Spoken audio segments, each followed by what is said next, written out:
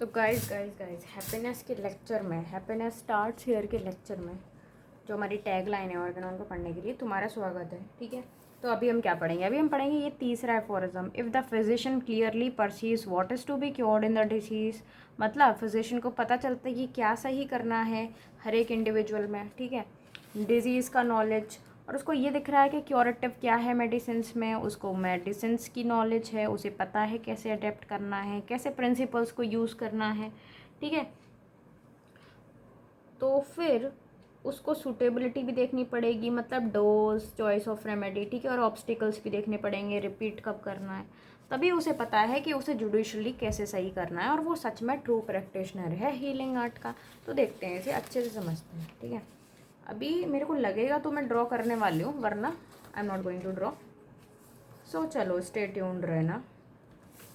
तो मान लो, चलो फिर से कुछ मानते हैं। सोच लो तुम्हारी छोटी सी साइकिल की चेन उतर गई है। अब तुम्हें उस चेन को वापस लगाना है ताकि साइकिल फिर से चलने लगे। मान लो तुम्हें पता है कि चेन कैसे लगानी है, कहाँ टाइट करना है और कैसे उस चेन को ठीक से चलाना है ताकि साइकिल स्मूथली चले।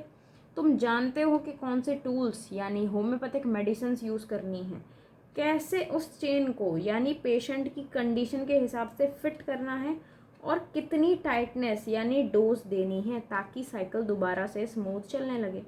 अगर तुमने टूल्स यानी मेडिसिन को सही चूज़ की, सही तरीके से अप्लाई की और साइकिल के सभी स्क्रूज यानी कि पेशेंट के सिम्टम्स ठीक से चेक कर लिए, तब तुम चेन को वापस लगा दोगे और साइकिल फिर से बिल्कुल नए जैसे चलने लगेगी।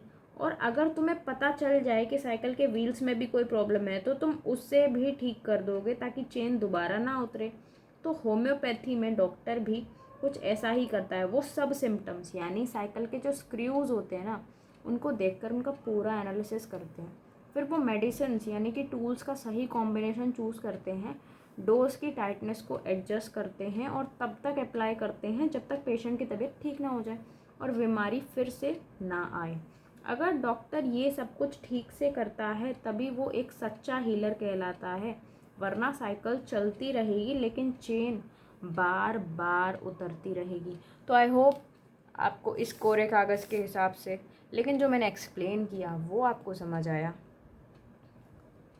एक बार फिर से बता दूं, सोच लो तुम्हारी एक छोटी सी साइकिल है जिसकी चेन जो है वो उतर चुकी है।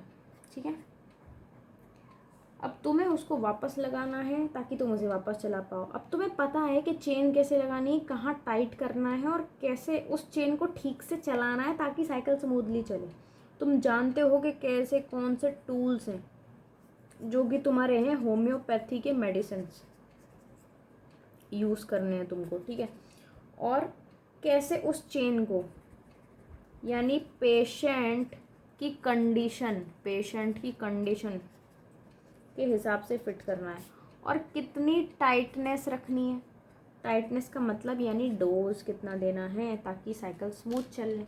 अगर तुमने टूल्स यानी होम्योपैथिक मेडिसिन सही चूज़ की, सही तरीके से अप्लाई की और साइकिल के सभी स्क्रूज का मतलब है जो पेशेंट है उसके सिम्टम्स, स्क्रूज का मतलब क्या है, पेशेंट के सिम्टम्स को ठीक से चेक कर लिया, तब तुम चेन को वापस लगा दोगे, साइकिल फिर से बिल्कुल नई जैसी चलने लगेगी।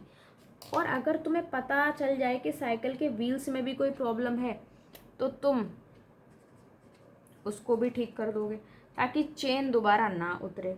तो होम्योपैथी में डॉक्टर भी कुछ ऐसा ही करते हैं। वो सब सिम्टम्स यानी सारे स्क्रूज को देखकर उनका पूरा एनालिसिस करते हैं, फिर वो मेडिसिन्स यानी कि टूल्स का सही कॉम्बिनेशन चूज़ करते हैं और डोज की टाइटनेस को एडजस्ट करते हैं और जब तक अप्लाई करते हैं जब तक पेशेंट की तबीयत ठीक ना हो जाए।